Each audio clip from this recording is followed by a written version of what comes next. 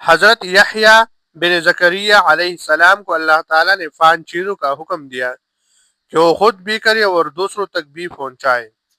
انہوں نے لوگوں کو بیت المقدس میں جمع کیا، مسجد بھر گئی اور لوگ ادھر ادھر بلند جگہوں پر اور ٹیلوں پر بھی بیٹھ گئی۔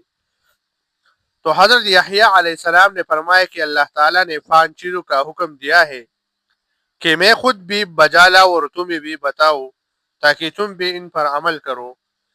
سب سے پہلی چیز یہ ہے کہ تم ایک اللہ کی عبادت کرو اور اس کے ساتھ کسی کو شریک نہ ٹھہراؤ۔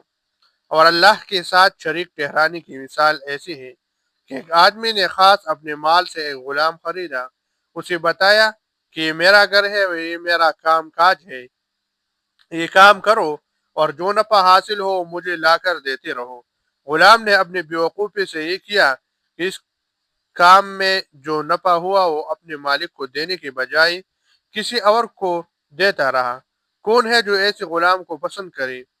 اس مثال سے یہ سمجھایا گیا کہ انسان کو پیدا تو اللہ تعالیٰ نے کیا اور وہ اس کے حکم نہیں مانتا اور اسے خوش نہیں کرتا، بلکہ اوروں کی مرضی کی اعمال کرتا ہے، انہیں خوش کرتا ہے۔ اللہ تعالیٰ کی رضا نہیں چاہتا بلکہ بندوں کی رضا کا طالب بن جاتا ہے اور اپنے حقیقی مالک کو ناراض کر لیتا ہے۔ ایسا غلام کسی کو پسند نہیں، لہذا شرک کو بھی ناپسند جانو۔ دوسری بات، اللہ تعالیٰ تمہیں حکم دیتا ہے کہ نماز ادا کیا کرو اور دوران نماز ادھر ادھر توجہ نہ کیا کرو، اور خوب جان لو کہ اللہ تعالیٰ کی توجہ نظر رحمت اس وقت تک بندے کی جانب متوجہ رہتی ہے جب تک وہ اپنا دھیان اللہ کی جانب رکھے۔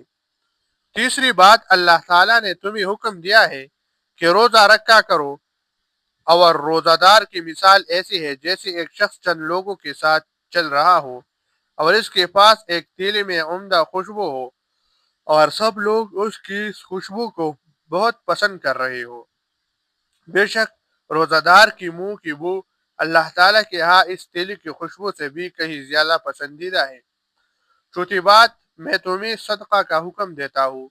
اس کی مثال ایسے ہے جیسے ایک آدمی کو دشمن نے قید کر لیا اور اس کی مشقی کس دی اور اس کی گردن مارنے کے لیے اسے آگے لانا چاہ رہے تھے کہ اس نے کہا میرے بات سنو، میرے ملکیت میں جو تھوڑا بہت مال ہے وہ میرے جان کے فدیہ کے طور پر قبول کر لو۔ انہوں نے اس کا سب مال لے لیا اور اس کی جان بخش کر دی۔ پانچویں بات، اور میں تمہاری اس بات کا حکم دیتا ہوں کہ اللہ تعالیٰ کا ذکر خوب کیا کرو۔ اس کی مثال یوں سمجھو کہ ایک آدمی کے پیچھے اس کے دشمن دوڑ رہے ہیں، یہاں تک کہ اس کو ایک قلعہ نظر آیا، وہ اس میں داخل ہو گیا اور دشمنوں سے جان بچا لی۔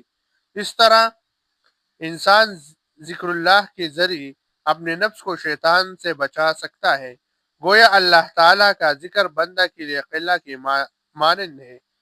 اس کے بعد حضور صلی اللہ علیہ وسلم نے فرمایا کہ میں بھی تمہیں 5 چیزیں بتاتا ہوں جن کا اللہ تعالیٰ نے مجھے حکم دیا ہے: اطاعت، جہاد، ہجرت، مسلمانوں کی جماعت کے ساتھ ہی رہنا، اس لیے کہ جو ایک بارش برابر بھی جماعت سے ہٹا اس نے اپنے گردن سے اسلام کا پٹا اتارا پھینکا، سوائے اس کی کہ وہ لوٹ کر جماعت سے آ ملے۔ اور جس نے جاہلیت کا آوازہ بلند کیا بے شک وہ بھی جہنم میں گرایا جائے گا۔ ایک آدمی نے سوال کیا، اے اللہ کے رسول صلی اللہ علیہ وسلم، اگرچہ وہ نماز پڑھتا ہو اور روزہ بھی رکھتا ہو، فرمایا ہاں، اس کے باوجود بھی سو تم اللہ کے دین کی آواز بلند کرو۔